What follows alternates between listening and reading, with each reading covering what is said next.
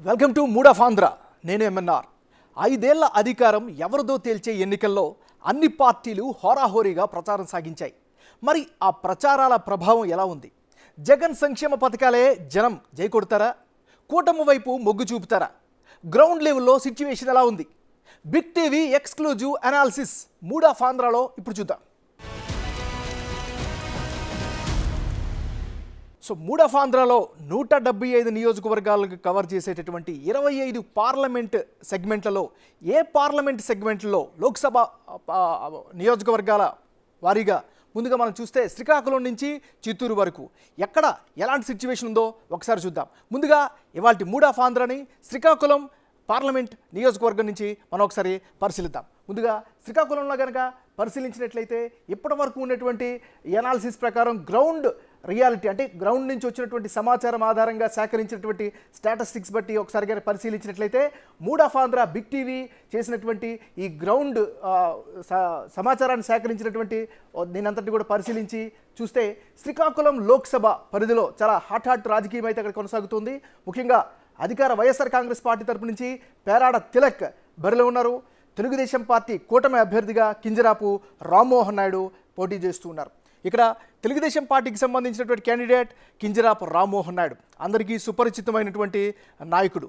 ముఖ్యంగా ఇప్పటికే 2 సార్లు ఆయన అదే నియోజకవర్గం నుంచి గెలుపొందారు.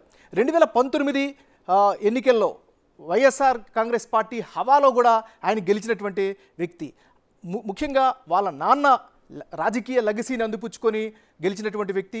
ముఖ్యంగా గత 5 సంవత్సరాల్లో కూడా అనేకమైనటువంటి అంశాలతో పార్లమెంటు వేదిక కూడా తన గళాన్ని బలంగా వినిపించినటువంటి వ్యక్తి. సో ఈసారి ఖచ్చితంగా అక్కడ ఒక కీన్ కంటెస్ట్ అయితే కనిపిస్తూ ఉంది. అయితే శ్రీకాకుళం లోక్సభ పరిధిలో కనుక పరిశీలించినట్లయితే శ్రీకాకుళం లోక్సభ పరిధిలో ఉండేటటువంటి 7 నియోజకవర్గాల్లో కూడా ఈసారి మనం ముఖ్యంగా చూస్తే ఇచ్చాపురం, పలాస, టెక్కలి, పాతపట్నం, శ్రీకాకుళం, ఆముదాల వలస, నర్సన్నపేట ఈ 7 నియోజకవర్గాలు కూడా శ్రీకాకుళం పార్లమెంటు పరిధిలోకి వస్తాయి.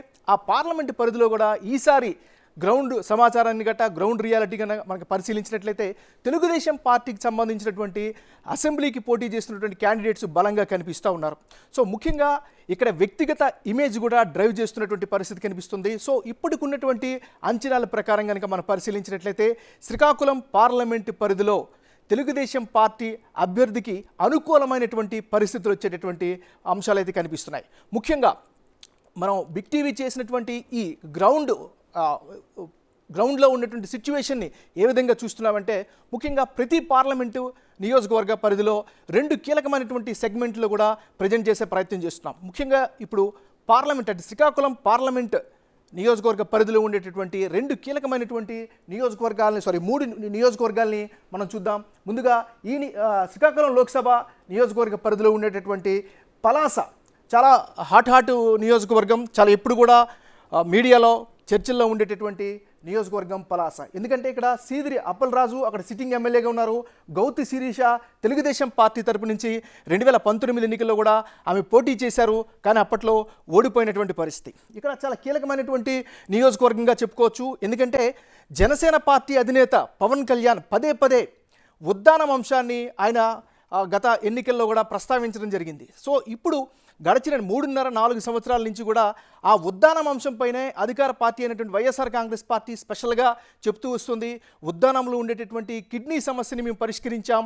సో ఖచ్చితంగా ఇది మా అభివృద్ధి నమూనా అంటూ కూడా వైఎస్ఆర్ కాంగ్రెస్ పార్టీ చెప్పుకుంటూ వస్తుంది. సో యాజ్ ఆఫ్ టుడే ఇప్పటి వరకు ఉండేటటువంటి గ్రౌండ్ సమాచారాన్ని బట్టి మనం కనుక చూసుకున్నట్లయితే ఖచ్చితంగా అక్కడ బ్యాటిల్ అయితే చాలా టఫ్ ఫైట్ అయితే కనిపిస్తోంది. నిన్న మొన్నటి వరకు కూడా వైఎస్ఆర్ కాంగ్రెస్ పార్టీ తెలుగుదేశం పార్టీ నువ్వా నేనా అనేటటువంటి పరిస్థితులు అయితే పలాస నియోజకవర్గాలు కనిపించాయి. అయితే యాజ్ ఆఫ్ టుడే ఇప్పుడు ఉన్నటువంటి సిచ్యువేషన్స్ బట్టి కనుక చూసినట్లయితే పలాసలో ఖచ్చితంగా తెలుగుదేశం పార్టీకి కాస్త అనుకూలమైనటువంటి పరిస్థితులు అయితే కనిపిస్తున్నాయి. మరోవైపు శ్రీకాకుళం లోక్సభ పరిధిలో ఉండేటటువంటి మరొక నియోజకవర్గం టెక్కలి.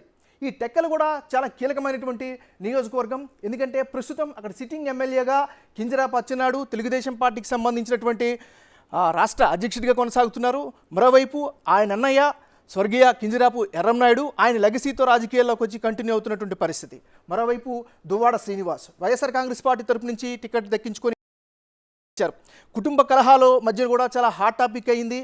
అయినప్పటికీ కూడా వైఎస్ఆర్ కాంగ్రెస్ పార్టీ అధినాయకుడు జగన్మోహన్ రెడ్డి దువ్వాడ శ్రీనివాస్కే టికెట్ ఇచ్చినటువంటి పరిస్థితి కనిపిస్తుంది. అయితే యాజ్ ఆఫ్ టుడే ఇప్పటికిప్పుడు ఎన్నికలు జరిగినట్లయితే ఇప్పుడు ఉన్నటువంటి సినేరియా ప్రకారం కనుక మనం చూసినట్లయితే టెక్కల నియోజకవర్గంలో కింజరాపు అచ్చెన్నాయుడికే అనుకూలమైనటువంటి పరిస్థితి ఉన్నట్టుగా మనకు కనిపిస్తుంది. మరోవైపు ఆముదాల వలస ఈ లోక్సభ పరిధిలో ఉండేటటువంటి మరో కీలకమైనటువంటి నియోజకవర్గం ఆముదాల వలస. ఈ ఆముదాల వలస బీసీ సామాజిక వర్గం ఎక్కువగా ఉన్నటువంటి నియోజకవర్గం. ఒక రకంగా చెప్పాలంటే ఇక్కడ మామ అల్లుళ్ళ ఫైట్గా మనం దీన్ని చూడొచ్చు. ఎందుకంటే తమ్మినేని సీతారామంకి సొంత అల్లుడే మేనల్లుడు అవుతాడు కోన రవికుమార్. కోన రవికుమార్ గత 4.5 సంవత్సరాలు వస్తున్నారు. మరోవైపు ఇక్కడ ఆముదాల వలస నియోజకవర్గ చరిత్ర చూసినా కూడా ఒకసారి గెలిచినటువంటి పార్టీ కాకుండా ఇంకొకసారి పార్టీ మారుస్తూ గెలిపిస్తున్నటువంటి పరిస్థితి ఇక్కడ కనిపిస్తుంది. గతంలో 2019లో వైఎస్ఆర్ కాంగ్రెస్ పార్టీ తరపు నుంచి తమ్మినేని సీతారాం గెలిచారు. సో ఇప్పుడు ఆయనైతే సిచ్యువేషన్స్ కాస్త వెనుకంజలు ఉన్నట్టుగా తెలుస్తుంది. ఎందుకంటే అక్కడ ఇప్పుడున్నటువంటి పరిస్థితి ప్రకారం చూస్తే గ్రౌండ్లో కోన రవికుమార్ బలంగా వెళ్తున్నారు.